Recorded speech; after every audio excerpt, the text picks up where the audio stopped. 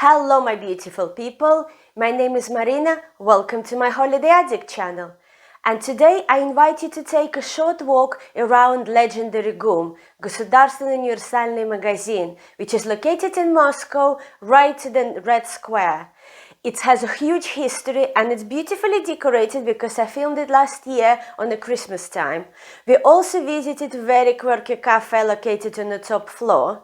But before we do that, don't forget to subscribe to my channel, don't forget to click that like button, and let's go! GUM already all light up.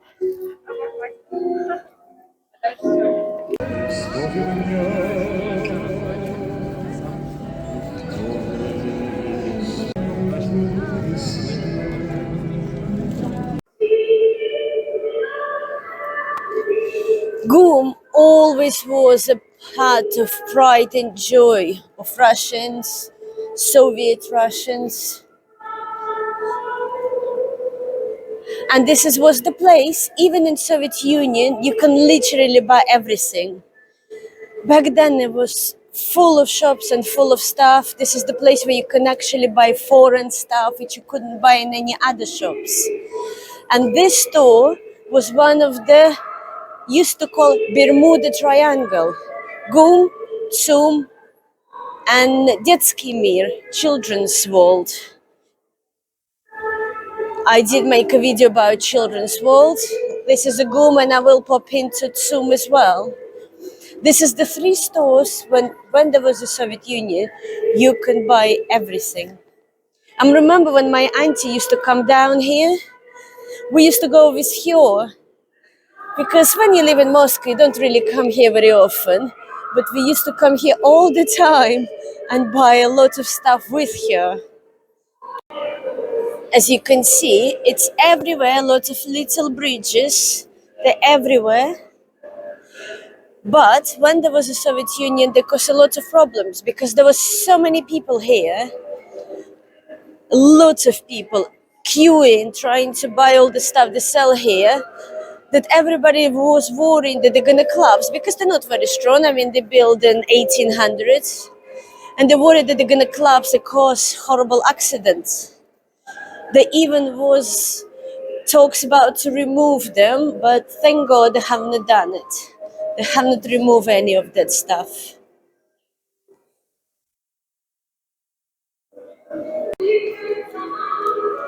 GUM is a symbol of Moscow. I would say probably symbol of Russia. This is the closest place to Kremlin, European style place, like a little piece of Europe as they call.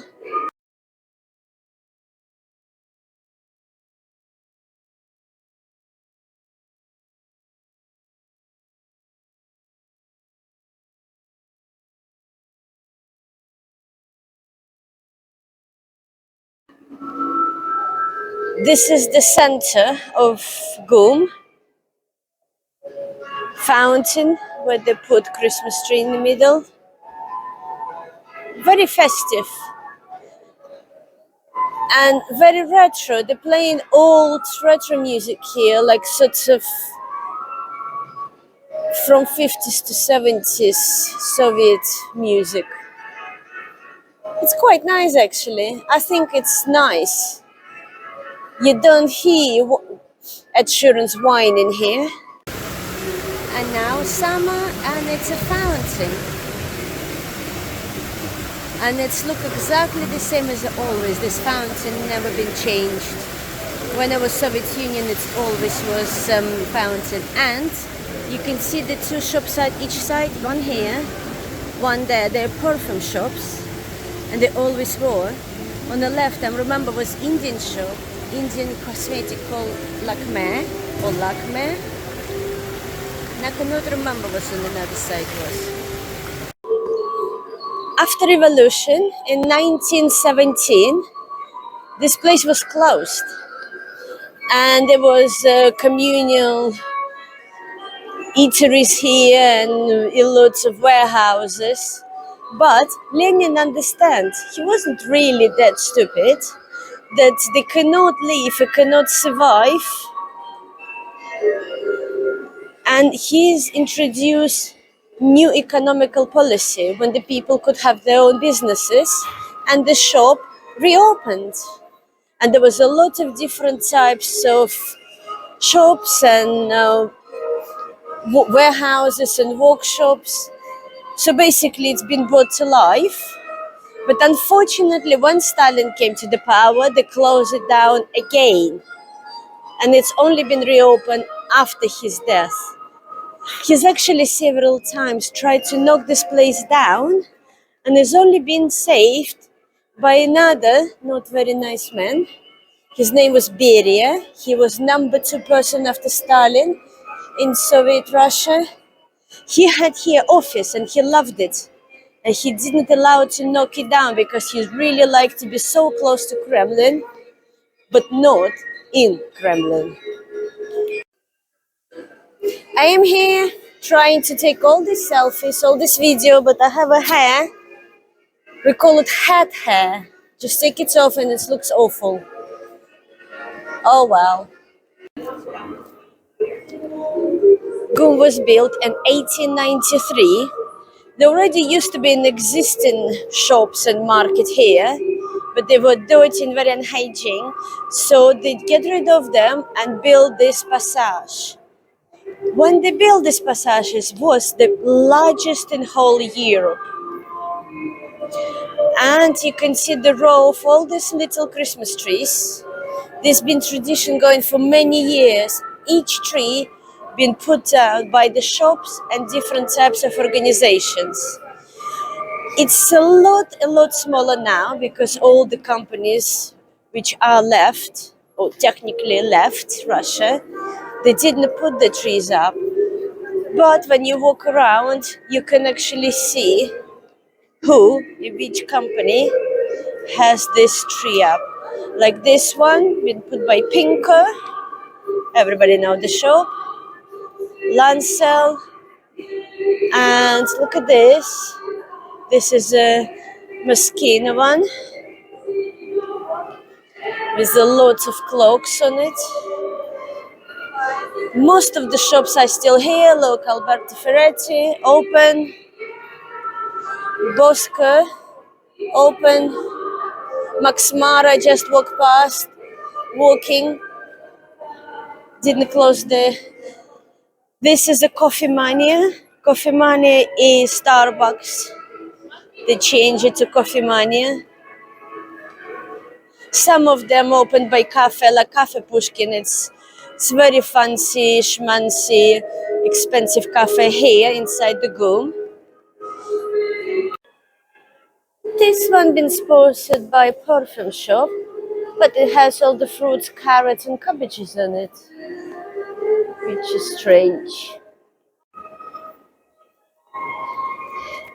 This Christmas tree, sponsored by children program called Good Night Babies. I grown up on that TV show and it's still going. They did cancel it for some short period of time, but oh my god, the backlash was they had to immediately bring it back.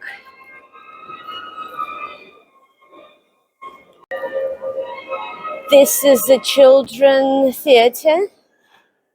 Sponsored is this way. They have all these little dolls because it's a puppet show theater.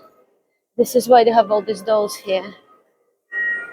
Talking about that children program, which I grown up on, it was every evening at 8 o'clock in the evening. And then it was for half an hour, then they sing a song, Good Night Babies, and was your curfew to go to bed.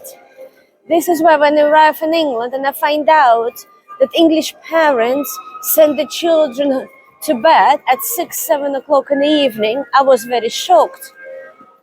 No wonder they don't want to sleep and cause a lot of trouble. I don't think 8 o'clock, 8:30, it's really good time for it. There's all these Christmas trees on every lane, and it seems to be like a lot of them, but this year is about half. Because of course, last year there was a Prada, was Kenzo, all the designer store, which decided not to do it this year. There was a Rolls-Royce and all sorts of companies which is now joined the sanctions bandwagon, so they didn't put the Christmas trees up this year. But Forley is open, look. But even some of the open shops, they decide not to do Christmas trees, just not to bring sort of attention to themselves this way. So they try to trade very quietly, that nobody knows that they're still trading.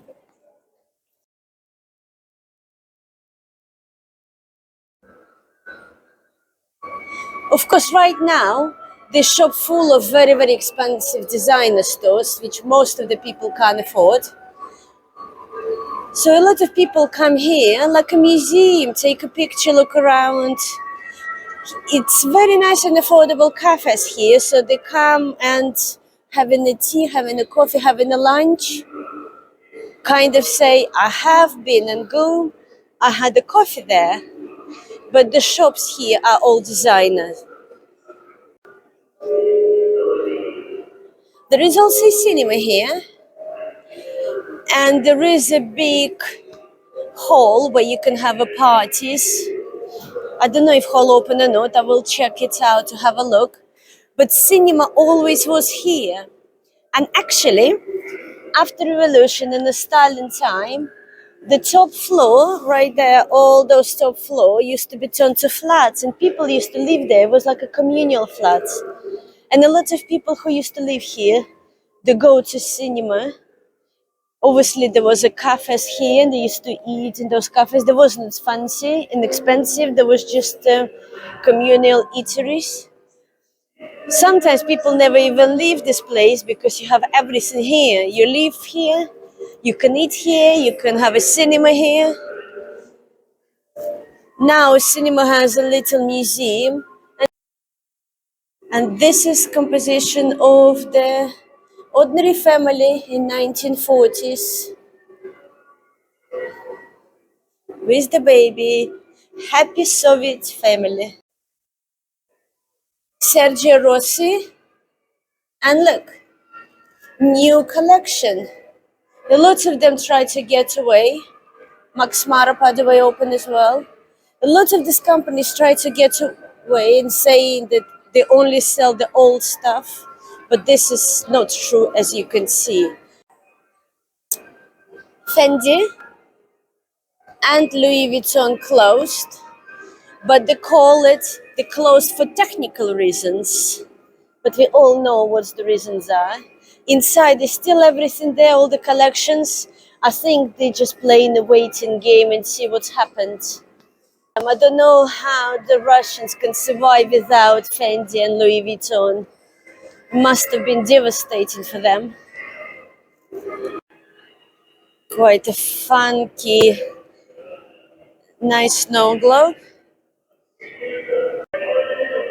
Alberto Ferretti, open.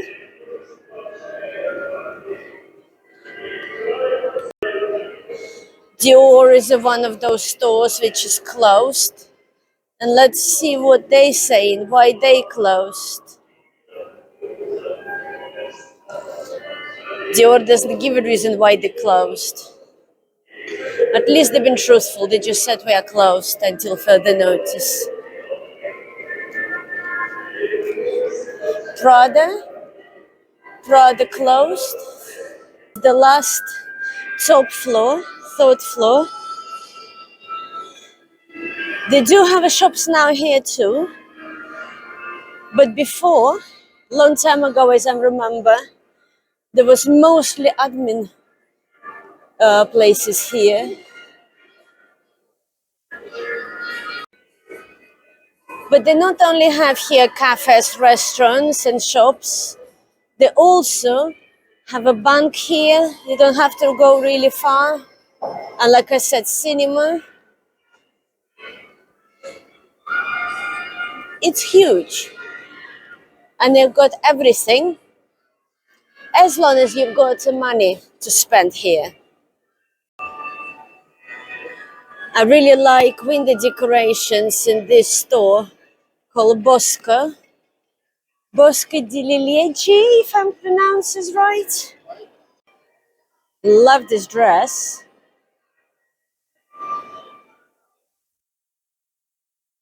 Very nice windows. They chose retro style this year. And as I mentioned before, everywhere in Russia, every museum, and also here, if you want to spend a lot of time here and you're too hot, you can give your coat. It's free. It's time for lunch, and I'm going to have my lunch here, which is called Stolove number 57, canteen number 57. It's all Soviet Union style, but the food apparently here is really nice, not Soviet style. So I'm going to check it out because I'm quite hungry. Pictures of different types of cakes, and I'm choosing one, Valeria, sponge cake with cream and poppy seeds. But most of the dishes obviously here, old traditional Russian and Soviet Union dishes, salads called Olivier. Everybody knows this is a Russian salad, beetroot salad, red caviar, stuffed aubergines, everything I remember from my childhood. Also kefir, different types of juices, salad. I am being typically Russian. I love cabbage salad, so I picked salads from 3 types of cabbage. If you fancy boiled beef tongue, you can have one. Sausages, apples, baked apples,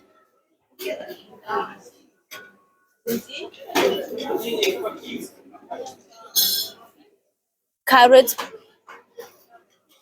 carrot cutlet.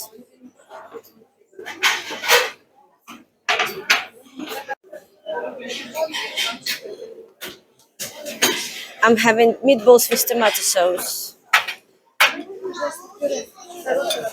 and rice. Different types of bread, but of course rye bread. It's number one in Russia. Rye bread everywhere. I don't think people can survive here without rye bread. This is my retro Soviet Union meal. Meatballs with rice, 3 types of cabbage, cake, and compote, which is freshly made drink. Just under £6, all this. But if you look around, the way they decorate, I remember those curtains from my childhood. There was around until 90s. I think you probably see them still now. And you have this is sort of plasticky cover. This one is quite plasticky. It has very family feel. Bring, bring me back to my past.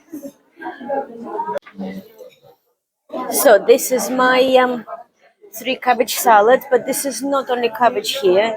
There is red and yellow peppers, some carrots, and a seaweed, and obviously 3 types of different cabbage, like red cabbage. I don't know what's the second one. Green cabbage, red cabbage. I don't know what's the other one. Maybe because the seaweed in Russia they call it sea cabbage. So I'm trying now. It's very nice. What they do, everything been cut up and put vegetable or sunflower oil on the top and then let stand. So all the juices of the vegetables come out. And basically sort of natural juices mixed with oil. It's really nice, really nice. Oh, sorry. Cabbage is still on. Seaweed. I just finished my meatballs and rice. It's not the point to film it. It's just meatballs and rice, but it's really nice. If you're foreign, you can come here just to try what the Soviet Union food used to taste like. But to me, it's like walking a memory lane. I remember this drink we call the s'mores. My mom used to cook me all the time, and it tastes exactly the same as I remember from my childhood. Normally how it's cooked, I sometimes do it at home now, but it never tastes the same. You have a lot of fresh berries or fresh fruits, whatever you can find, and you boil it in the water, then put it through the sieve, cool it down, and you have a drink. We call it mousse. And now I'm trying a cake. This is layer of cream, layer of poppy seeds, cream, sponge, but sponge been soaked and it has a nuts in it as well. And this is really good. If you want to know separately how much it all cost, cake was the most expensive. Most expensive. Cake was £2. The Morse, this drink, only where is it? Where is it? Just under £1. And my meatballs with rice was about £2.50. Come here, try the food here. Try the real Soviet Union food here. It's a very popular place. There is a queue all the way to get the food here. And I'm not surprised. It was very cheap and very nice. Would you get something like this in Harrods, in London? Cheap food for under £6? I don't think so. I remember we tried to eat there. It was one piece of sushi, £35.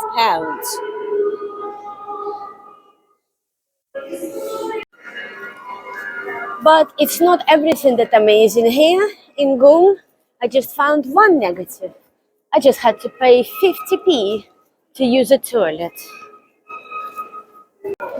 I'm coming down to different types of toilet. This is the ladies' room, but this is just certainly obviously show how it's used to look like.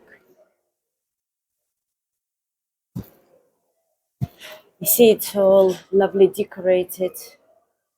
They used to have a lot of different types of.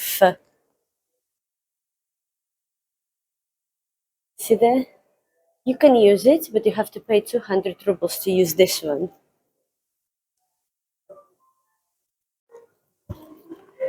Well, I just been, but if you want to use a loo, the 19th century style, they have a gentleman room there as well. You can pay £2 and use all the smelly goods they used to use back then. They also got an ice ring here, but this one is quite expensive. If you're local, there are plenty of other ones which is for fraction of the price. Look,